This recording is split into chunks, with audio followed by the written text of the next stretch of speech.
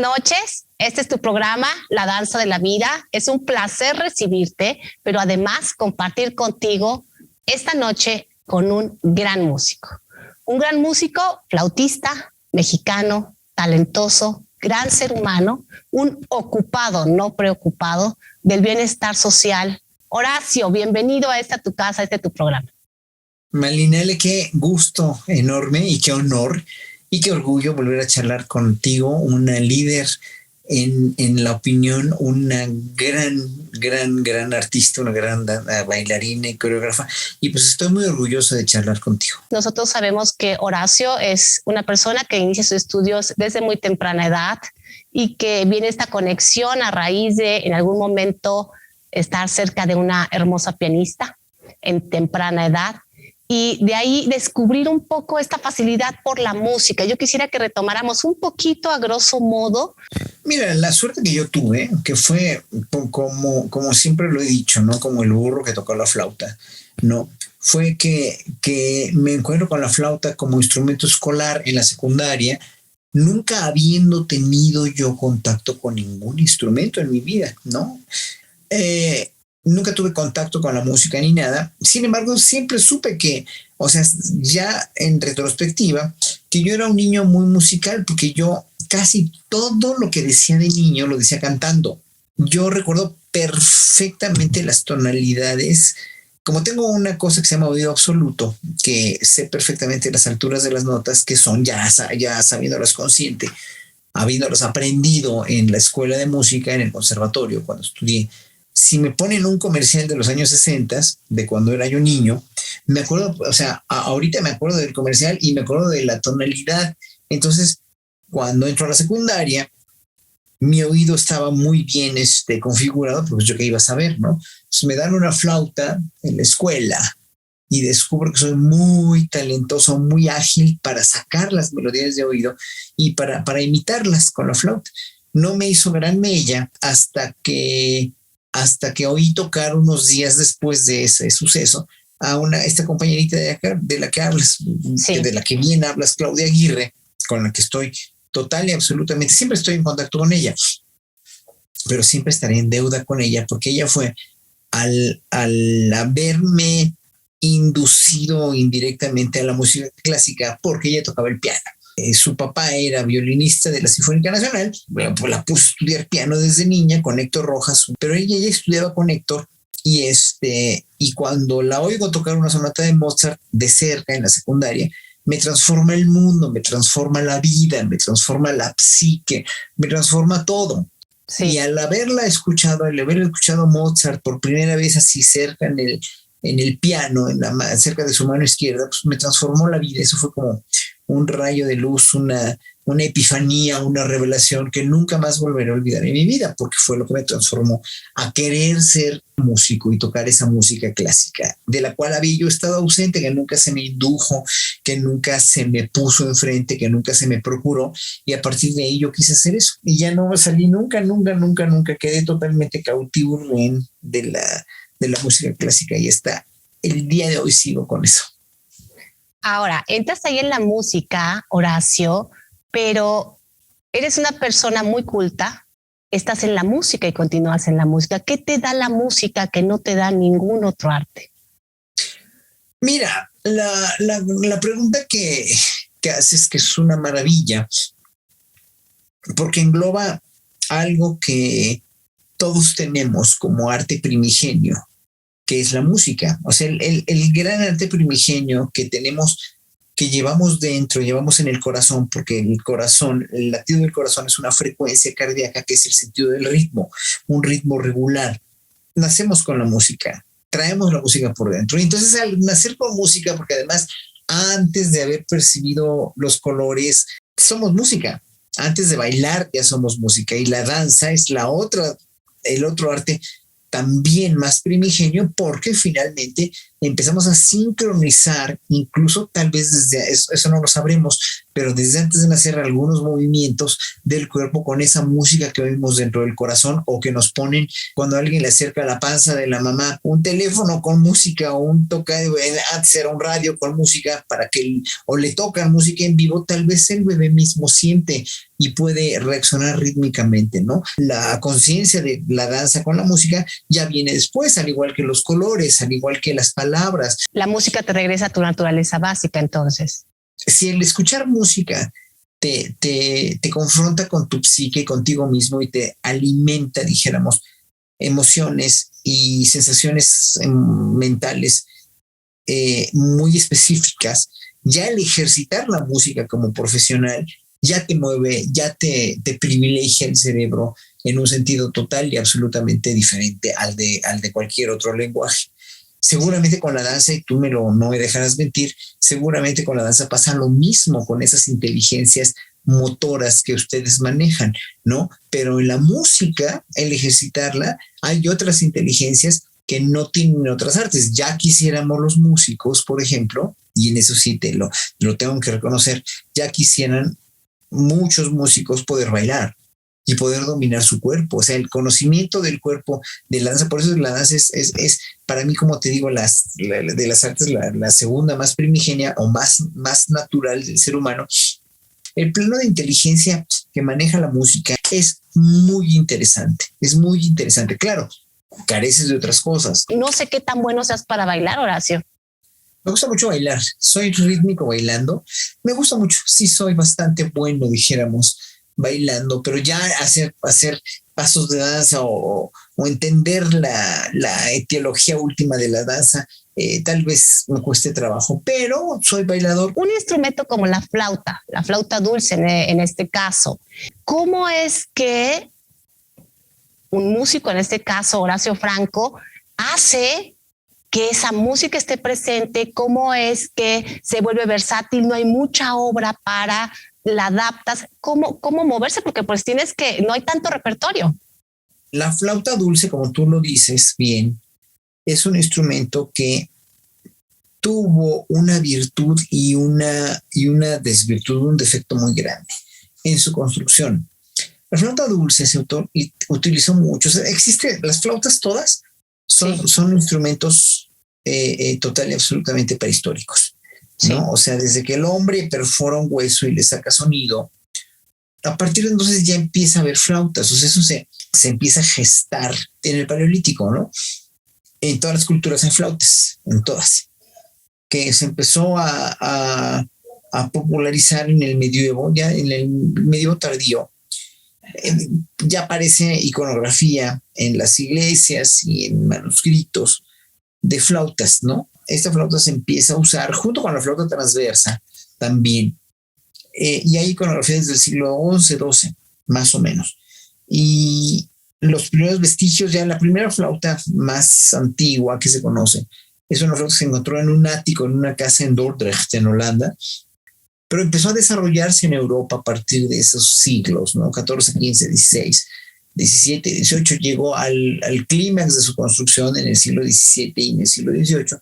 Después se dejó de utilizar la flauta dulce. Bueno, la virtud de la que te hablo es que de todos los instrumentos de aliento, es el instrumento que más fácil insuflas, es decir, más fácil soplas, le sacas sonido. Soplas y ya, pues es un silbato, literal. Sí. Y por eso hubo en Europa muchos aficionados a ese instrumento, muchos, gente que hacía música en sus casas que no era muy talentosa para tocar otros instrumentos. La flauta dulce tuvo un enorme número de aficionados por esa razón.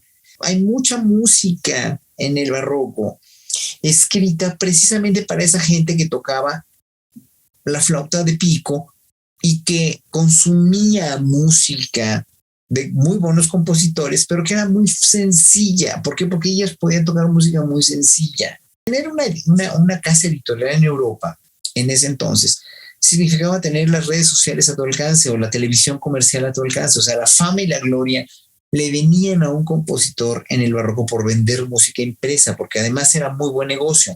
Entonces, el éxito comercial de las ediciones para muchos compositores era vender música para aficionados. Y la mayoría de los compositores del barroco consideraban a la flauta dulce un instrumento de aficionados, nada más.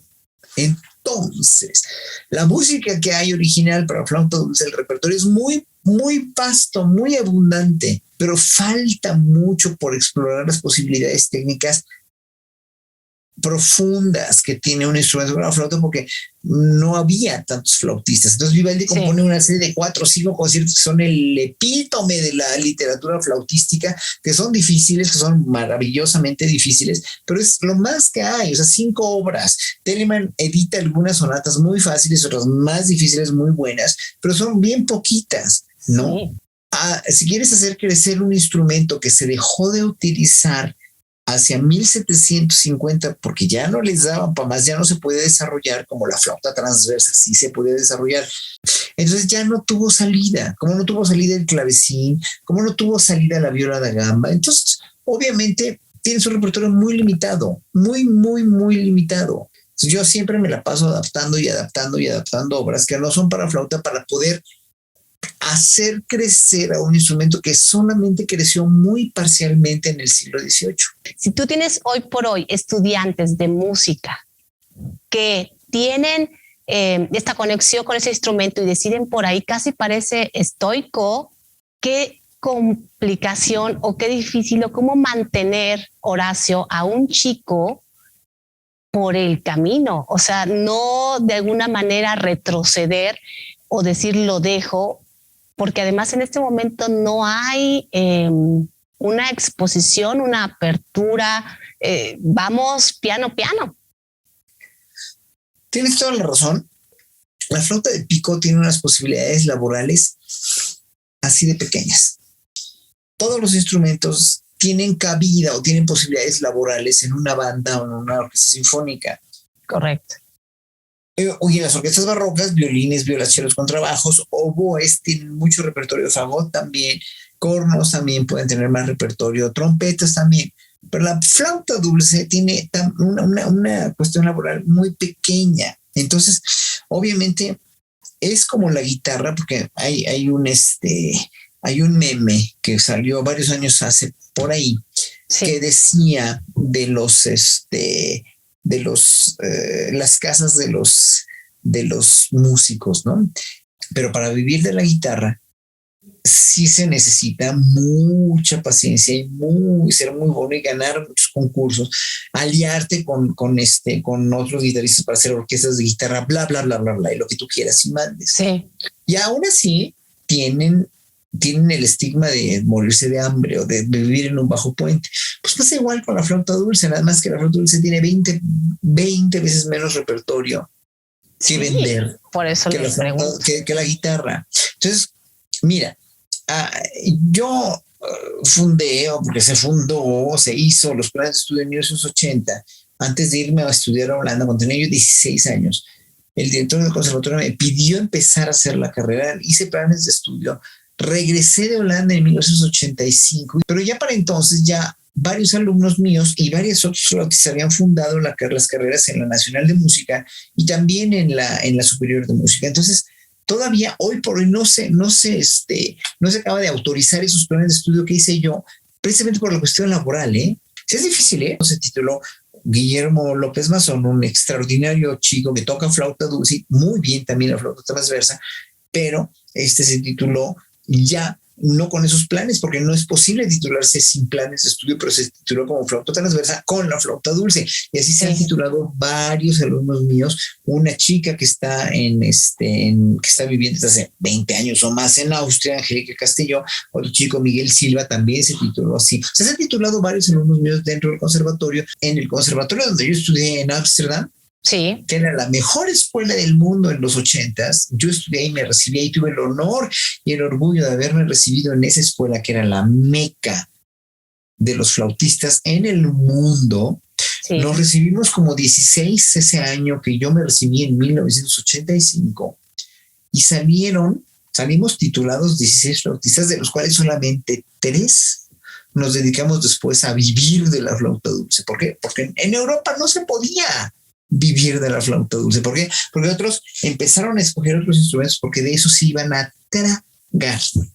En mi generación, en 1985, de los 16 flautistas que nos recibimos, solamente 3 nos dedicamos a vivir de ese instrumento. No te puedes imaginar, o sea, es que no se pudo. Y por eso mi maestro, fíjate nada más, lo voy a decir también, Wouter von Hauer, que era un pedagogo insuperable, un maestro maravilloso, en unos años después dejó de dar clase y cerró la escuela y puso a dar flauta dulce a un exalumno de él que ganó la oposición. Cambió totalmente la jugada, la escuela de flauta dulce de Ámsterdam. Jorge Isaac es un gran maestro que admiro mucho, pero ya no fue lo mismo que antes, ya no fue ese esplendor, porque no se pudo vivir de ese esplendor. Faltan muchos lugares para que hagan recitales, ¿no? Como también faltan muchos lugares para que los guitarristas hagan recitales, faltan muchas orquestas que soliciten guitarristas y flautistas y otros instrumentistas que finalmente hace falta. Ahora, Horacio, preguntarte, dentro de danza, por ejemplo, existe un evento internacional que es el Youth America Grand Prix, el Youth America Grand Prix México. En música, ¿hay algún festival con esta capacidad de becas? Porque te estoy hablando de que cada niño, o sea, tiene oportunidades de veranos, de años completos de estudio, jovencitos entre 9 y 19 años de edad, con a lo mejor solamente una temporada, pero con becas. ¿Existe esto en música actualmente en México? No, para nada, porque la infraestructura musical es mucho más grande que la de danza y aparte cada director en un momento dado defiende su coto de poder que es su orquesta. Pero fíjate, el año pasado hubo una celebración en Madrid que organizaron Dudamel, el director, que es un muy buen director. Sí, Gustavo Dudamel, y invitaron a varios chicos, seleccionaron a varios chicos mexicanos a partir de sus escuelas, pero no fue como te digo, no es una cosa así o sea, pues, sirvieron como músicos de orquesta y se regresaron a México con la experiencia. Eso está muy bien, ¿no? Sí. La cuestión es que sí, obviamente hay que hacer mucho más seguimiento a los niños genios y a la gente muy talentosa, porque aquí en México, en la música clásica, cada quien se ha rascado con sus propias uñas. Además, tuvieron muchos sexenios, y sí voy a criticar a las gestiones musicales o culturales de los sexenios anteriores, donde había un gran malenchismo y dejaron desvencijar y dejaron caer instituciones de bellas artes, solistas, músicos que no tuvieron la entereza, por ejemplo, que tuve yo para salir adelante, que además desde hace muchos años, con la cuestión del elitismo decimonónico de la música clásica para el culto público conocedor, ¿no? Que es totalmente una falacia estúpida que inventan la gente. ¿Quién sabe? El culto público conocedor. A ver, perdone, pero lo voy a decir así muy, de veras, muy. Sí, como venga, dale. A ver, pendejos, si ustedes saben mucho de música, a ver, díganme, ¿cuál es la modulación y por qué acorde cambia de re bemol mayor a la bemol mayor en la Sinfonía X de Brahms? A ver, díganme qué acorde, cuál es el paso y cuál es el acorde que hace que esto suene así. No lo saben. ¿Por qué? Porque eso lo sabemos nosotros, los músicos, que nos sumergimos en ese mundo. Sí. Lo demás lo disfrutan y tienen un enorme conocimiento que ya quisiéramos muchos tener de la circunstancia musical. Pero todo eso es bluff porque ellos no hacen la música, ni saben de música. Entonces ellos son los que en un momento dado, y muchos críticos amargados, son los que precisamente hacen eso y destrozaron carreras musicales desde el siglo XIX. O sea, destrozaron a Brahms, destrozaron a Strauss, destrozaron a Stravinsky, destrozaban a Vivaldi, ¿no? Los que hacemos música somos los músicos, los que sabemos cómo deben estar las condiciones para hacer música, somos nosotros, es como ustedes. O sea, tú si tienes un piso de la fregada para poder, para bailar y para lastimarte las piernas y los pies, pues obviamente vas a bailar menos bien que si tuvieras unas condiciones excelentes, pero eso la gente no lo sabe. Entonces ese público conocedor, que también es muy sensible, yo no digo que sean insensibles, y que sea mal público, es público maravilloso. Pero sí, hay muchos que sacan ese bluff como para empoderarse como el público que sabe y que es elitista y que una indígena de Oaxaca o un obrero o la señora que vende flores y tamales en la esquina no va a poder entender a Brahms. No, espérenme, los que entendemos a Brahms somos nosotros. Ustedes lo disfrutan, pero el que entiende, el que hace, el que toca, el que dirige, eso lo tiene que saber. Es parte de tu oficio. Sí, pero el oficio está muy mal comprendido porque finalmente mucha cosa de alrededor es puro bluff, porque estuvo en el siglo XIX, estuvo también gestionada por gente que era muy culta y muy sensible, sí, porque había venido de la sensibilidad de los duques de Florencia, de los Medici, de los de Mantua, de los reyes y príncipes de Federico el Grande, que era además compositor y sabía muy bien lo que hacía, pero que en un momento dado obviamente era público, y público es público, sí. Y nunca se consideró a la música clásica una música para los trabajadores y para el pueblo, porque los que la sostenían, los que la mantenían, los que la subvencionaban eran los ricos.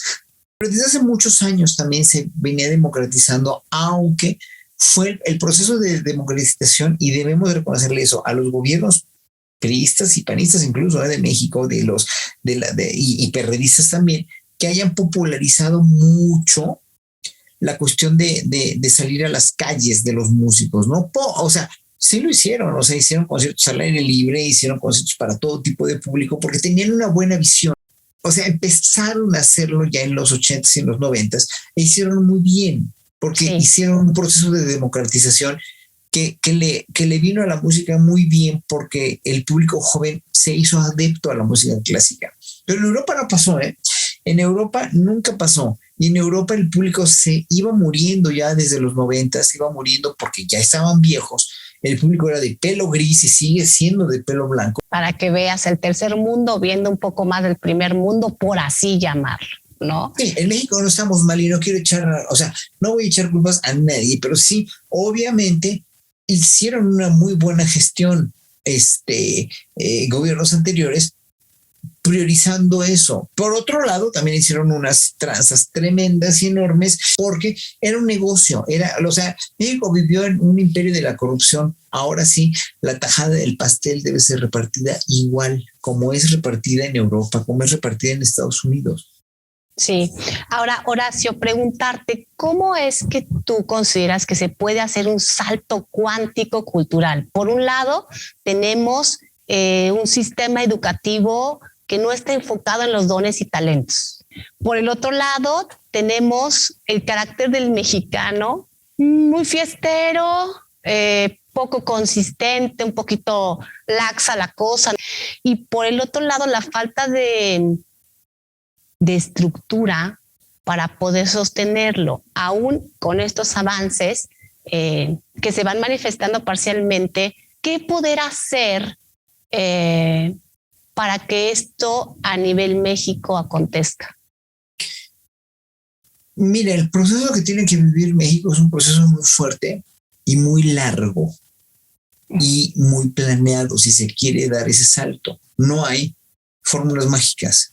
La educación y la planeación y el desestigmatizarte. O sea, por eso te digo que es una solución a largo plazo. Nada más, tener hijos planeados, que es uno de los más grandes errores y defectos que tenemos en México. Tener hijos no planeados, no queridos, no planificados, ¿no? Y mucha gente no quiere a sus hijos, ¿no? O sea, no sabe ni cómo quererlos, ¿no? No sabe ni qué sino y qué porvenir darles, o no poder darles nada, ¿no? De espectro cultural, de espectro social, de espectro religioso, de cualquier espectro. Pero bueno, tener una calidad muy deficiente en la educación pública todavía, privada y pública, educación pública, sí. Escuelas privadas y escuelas públicas.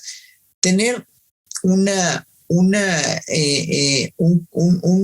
chatarrización, como te digo, desde hace muchos sexenios y muchos siglos, pero sobre todo en la cuestión educativa, en la cuestión cultural, en la cuestión de espectáculos, en la cuestión de la comida, pues una chatarrización, porque el pueblo mexicano nos enseñaron a chatarrizarse.